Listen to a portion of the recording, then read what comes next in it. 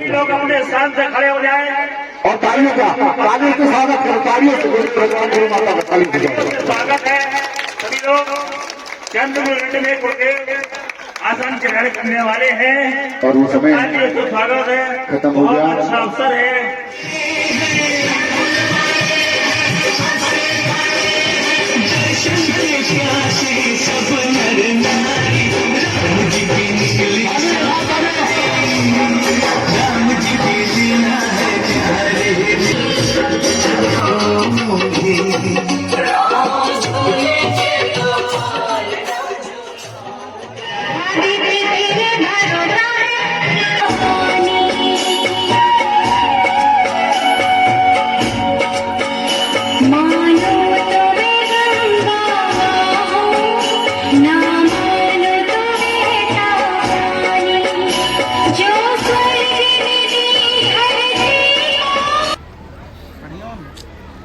आज बड़े हर्ष का भी विषय है कि यहाँ पर बाबा रंगरतन जी, बाबा तेजरतन जी और बाबा हीरा रतन जी आशीर्वाद से ये निश्चित कार्यक्रम बड़े उल्लासपूर्वक होता है। और जो हमारी ग्रामीण जनता है इनको भी सुंदर सुंदर भगवान के स्वरूप की झांकियां देखने को मिलती हैं। तो हो सकता है शायद मेरा प्रवचन ना सुने, क्योंकि मैं झांकी तो दिखाता नहीं कोई। क्यों भाई, हाथ उठा के बोलो। तो मैं जहां जहां भी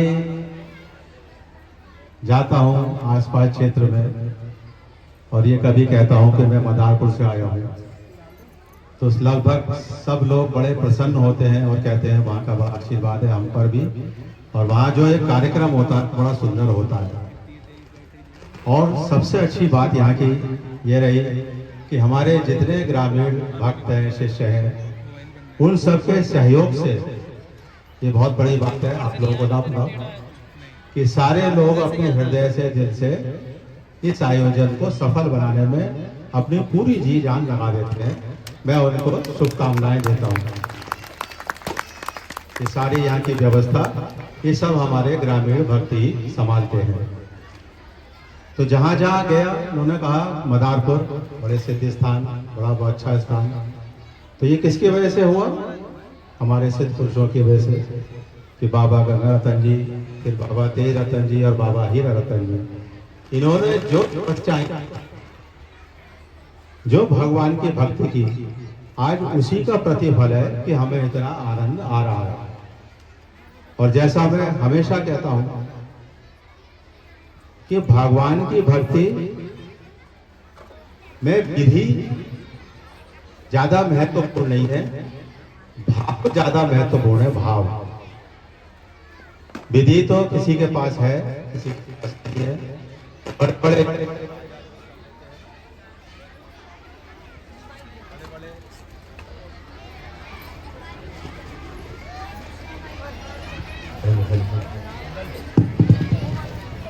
बड़े बड़े यज्ञ तो राजा भी कर देते हैं, लेकिन जो असमर्थ भक्त हैं उनके पास क्या है? केवल भाव है। तो भगवान क्या है? भाव प्रधान है। इसमें एक चैतन्य महाप्रभु है बंगाल के, जो भक्ति रस और संकीर्तन रस के प्रमुख प्रणेता हुए हैं। भगवान चैतन्य महाप्रभु, जो आज से लगभग 500 वर्ष पहले हुए हैं। बंगाल में उनका जन्म हुआ था। मैं इसलिए बता रहा हूं कि ये जो हमारा वातावरण है, संकीर्तन का वातावरण है, भक्ति का वातावरण है। तो भाव से मैं शुरू करूंगा कि जितने भी यहाँ लोग इकट्ठे हैं, हो सकता है इससे अच्छे भी सांस्कृतिक कार्यक्रम हो, लेकिन अगर भाव ना हो तो आपको आनंद नहीं होगा। और दूसरा कि भगवान और गुरु जब ये केंद्र में होंगे तभी भाव आएगा। तो यहाँ दोनों है, भगवान की भी प्रतिष्ठा है और हमारे सिद्ध पुरुष जो गुरुजन है उनकी भी प्रतिष्ठा है। इसलिए सबको भरपूर आनंद प्राप्त होता है। तो भाव प्रधान चैतन्य महाप्रभु जो आज कलयुग में कहा गया है कलौ केवल कीर्तनार्थ, कि कीर्तन के द्वारा ही आपकी प्राप्ति होगी। तो चैतन्य महाप्रभु ने जो आज संकीर्तन होता है और जो हम हरे रामा कृष्णा कृष्णा हरे हरे ये सब सुनते हैं, ये सब उन्हीं का गाया हुआ है। तो चैतन्य महाप्रभु जो हमारे चार धाम जगन्नाथपुरी, उन्होंने उसमें अधिकतर निवास किया। ध्यान से सुनना आप लोग, भाव की बात आ रहा हूं मैं, सब लोग ध्यान से सुनना। इसमें ये नहीं है कि आप पढ़े लिखे हैं, शिक्षित हैं, अशिक्षित हैं, इसका भी बात नहीं है। आप कितने ज्ञानी हैं इसकी भी बात नहीं है। हमारे जितने भी संत महात्मा हुए हैं वो सब भाव प्रदान हुए हैं, शिक्षित नहीं हुए हैं। सूरदास जी, रैदास जी, कबीरदास जी कोई शिक्षित नहीं थे, लेकिन आज हम बड़े बड़े विद्यालयों में उनके ऊपर पीएचडी करते हैं। तो ये कितनी बड़ी बात है कि भगवान की तरफ चले तो सारी दुनिया में आपको सम्मान मिलेगा, सारी दुनिया में सम्मान ये मिलेगा। तो चैतन्य महाप्रभु जब जगन्नाथपुरी में रहे तो कभी कभी भाव विभोर होकर जंगलों की यात्रा करते थे, जंगल में जाते थे। जैसे साधना में एकांत भी आवश्यक है, ये बड़ी सुंदर बात आती है। चैतन्य महाप्रभु जिन्हें गौरांग भी कहते थे, गोरा रंग था उनका और बचपन से ही भक्ति में लगे थे चैतन्य महाप्रभु। तो जंगल में जाते हैं, ब्राह्मण गीता का पाठ कर रहे हैं। चैतन्य महाप्रभु आचार्य भी थे, संगीत के भी आचार्य थे और जितने वेद शास्त्र आचार्य थे। तो वहां वो जो भगवत भक्त था, संस्कृत उसको नहीं आती थी और श्लोक पढ़ रहा था तो व्याकरण की दृष्टि से बिल्कुल गलत श्लोक पढ़ रहा था। उसमें कोई व्याकरण नहीं थी, उच्चारण नितांत अशुद्ध था, लेकिन उसकी भाव भंगिमा जो बॉडी ले पूरा ध्यान मग्न, सब लोग सुने, पूरा ध्यान मग्न और आंखों से आंसू बह रहे हैं भगवत गीता को। चैतन्य महाप्रभु बहुत देर तक देखते रहे कि इसको उच्चारण तो आता नहीं, संस्कृत भी गलत सलत बोल रहा है और इसके आंखों से आंसू भी रुके। जब उनका वो पाठ पूरा हो गया, चैतन्य महाप्रभु ने बड़ी विनम्रता से, क्योंकि जितना आदमी भक्ति की तरफ चलता है अहंकार कम होता है और विनम्रता आती जाती है। तो उन्होंने पूछा हाथ जोड़कर, हे प्रभु कि आप ये पाठ तो कर रहे हैं तो आप इतने भाव विभोर क्यों हो रहे हैं, आपको क्या अनुभव हो रहा है? उससे उन्होंने ये नहीं कहा कि तुम उच्चारण गलत कर रहे हो, क्योंकि वो फिर भक्त का अपमान हो जाता है, वो भक्ति का अपमान हो जाता है। तो कोई भक्त यदि निष्ठा से, प्रेम पूर्वक भाव से, कुछ अशुद्धि पूर्वक भी नियम कर रहा है तो भी हमें हाथ जोड़ने हैं, क्योंकि वो भाव विभोर है, उसमें अशुद्धि होने का क्यों भाई संभव है। तब उसने कहा, हे आचार्य, पहले तो उसने साष्टांग दंडवत किया जो कि प्रैक्टिस है गुरु और आचार्य के लिए। साष्टांग दंडवत, जो हमारे 8 अंग हैं वो लेट कर हम 8 अंगों को धरती पर रखकर और फिर साष्टांग गुरु को दंडवत करते हैं। दंडवत किया, फिर उसने कहा, हे प्रभु, मैं निर्धन भी हूँ, अशिक्षित भी हूँ और ज्यादा कुछ विधि जानता नहीं, लेकिन मेरे जो गुरुदेव हैं उन्होंने कहा कि हे बालक, तुम रोज गीता का पाठ किया करो, इसी से तुम्हारा कल्याण होगा, तुम्हारा इसी से कल्याण होगा, रोज गीता का पाठ। तो बोले वो तो ठीक है, तुम गीता का पाठ कर रहे हो, कोई बात नहीं। और क्या बोले, बहुत अच्छा पाठ कर रहे हो। हम लोग क्या करते हैं, पहले उसका अपमान कर देंगे, अरे तुम गलत सलत पूजा कर रहे हो, ऐसे पूजा नहीं होती है, ऐसे भगवान नाराज हो जाएंगे। तो भगवान तो नाराज नहीं हो रहे, तुम नाराज कर रहे हो भगवान को। भक्त तो नाराज नहीं कर रहा, तुम भगवान को नाराज कर रहे हो। तो फिर उन्होंने पूछा कि तुम्हें क्या महसूस हो रहा है जो तुम्हारे आंसू निकल रहे हैं, आंखें बड़ी। बोले बस मुझे जो भी पाठ करता हूँ ना मुझे अध्याय पता है कौन सा अध्याय है कौन सा है, मैं बस पाठ कर रहा हूँ, लेकिन एक छवि मेरे मस्तिष्क में रहती है तो मैं सोचता हूँ, इसे कहते हैं ड्रीमिंग। साकार पूजा हमारे यहाँ बताई गई है, जो साकार पूजा कि अगर हम भगवान राम है नहीं, देवी माँ, भगवान शंकर, भगवान कृष्ण की पूजा कर रहे हैं तो उनकी कोई भी सुंदर छवि अपने मस्तिष्क में रखें, इसके बाद पूजा करें। तो आप देखिए उसी दिन से पूजा में आनंद आना शुरू हो जाएगा।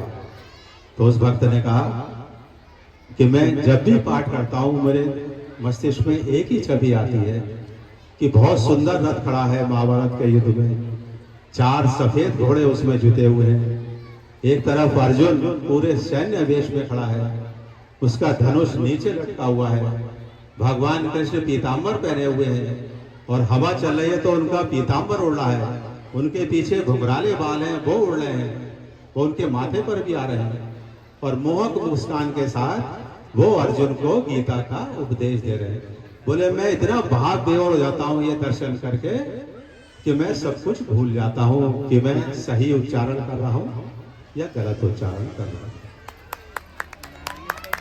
तो ये भाव हुआ, आचार्य ने उनको प्रणाम किया। बोले बस यही भक्ति है, फल दोनों का एक सा है, चाहे आप संस्कृत के कितने भी बड़े विद्वान हो, आप उच्चारण कर रहे हैं, बड़े बड़े वेद की ऋचाएं पढ़ रहे हैं, श्लोक पढ़ रहे हैं, स्तोत्र पढ़ रहे हैं, कवच पढ़ रहे हैं, लेकिन अगर भाव नहीं है तो वो निरर्थक है। क्योंकि जब आप किसी की प्रशंसा कर रहे हैं तो उसके बारे में भी तो सोचेंगे, जिसे उर्दू में कहते हैं जैन साहब तसब्बुर, उर्दू की भक्तियों में आता है तसब्बुर।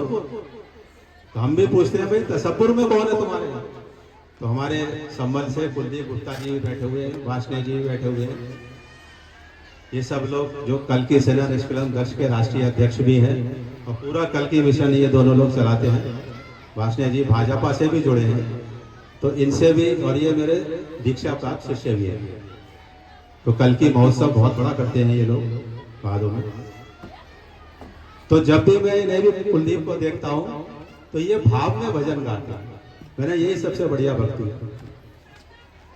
केवल हमें गिनती नहीं करनी है माला की कितनी माला हो गई, गिनती नहीं, भाव। जैसे अभी आपने हनुमान जी की झांकी देखी, हनुमान जी क्या है, कीर्तन भाव में करते हैं। कोई मंत्र बोलते हैं, जय श्री राम जय श्री राम जय श्री राम। तो चैतन्य महाप्रभु बोले बस सबसे अच्छा जो आज तक मैंने गीता का पाठ देखा है वो तुम्हारा ही देखा है, तुम्हारा अवश्य कल्याण होगा। तो उसमें उन्होंने एक श्लोक भी बोला है, मूर्खो बदति विस्नाय, मूर्खो बदति विस्नाय, धीरो बदति विष्णवे। वो संस्कृत में जो विद्वान है वो कहेगा विष्णवे, बिना पढ़ा कहेगा विस्नाय। लेकिन द्वौ तुल्यम ही, दोनों बराबर हैं, चाहे आप उच्चारण स्पष्ट कर रहे हैं या अस्पष्ट कर रहे हैं, लेकिन अगर भाव है तो दोनों का फल बराबर है। क्यों? भाव प्रधान जनार्दना, कि भगवान जनार्दन जो है वो भाव के ही प्रधान है। तो क्या हुआ कि आज जितने भी तुम पूजा करो, जितने भी सम करो, सब भाव के द्वारा करो कि हम जा रहे हैं। और उसका सबसे बड़ा प्रमाण है, तुम मंदिर में जाते हो, जब हाथ जोड़ते हो तो भगवान को प्रत्यक्ष ही तो मानते हो, भले ही चाहे वो प्रतिमा प्रस्तर की है, पत्थर की है, लेकिन क्या कल्पना करते हो? कल्पना ही तो करते हो। भगवान हाथ पैर तो नहीं चला रहे कि भगवान हमारे सामने हैं, वो हमारी प्रार्थना सुन रहे हैं, तो अवश्य तुम्हें उसका फल प्राप्त होगा। अब एक चैतन्य महाप्रभु के साथ थोड़ी देर में वाणी को विराम दूंगा। एक उनका चेला भी था, भक्त भी था। तो गुरु की पहचान भक्तों से और मंत्री जी की पहचान कार्यकर्ताओं से। तो चेला बोला बस महाराज मुझे भी कुछ ज्ञान दो, मुझसे ज्यादा भजन वजन तो आता नहीं, कुछ थोड़ा मुझे भी ज्ञान दो। चैतन्य महाप्रभु बोले देखो तुमसे दौड़ना आता है, तो यहां तक तो ये चैतन्य जी की बात हो गई कि भाव प्रधान।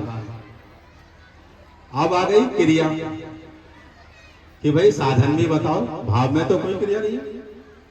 जब भी आप ध्यान मग्न होकर बैठ जाओ भगवान के दर्शन हो जाए। रामकृष्ण परमहंस जी का आपने नाम सुना होगा, जो कलकत्ता में थे, दक्षिणाकाली मंदिर है उनमें पूजा करते थे।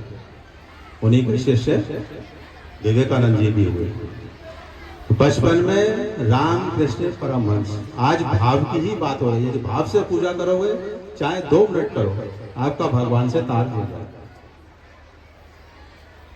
तो रामकृष्ण परमहंस ग्रामीण क्षेत्र के थे। जब खेतों पे जाते थे, लेट गए पेड़ पे जाके, तो तालाब में पक्षी उड़ते, तालाब में आते ना पक्षी उड़ते, तो उन पक्षियों को देखकर ही उनकी समाधि लग जाया करती। वो भाव में चले जाते थे।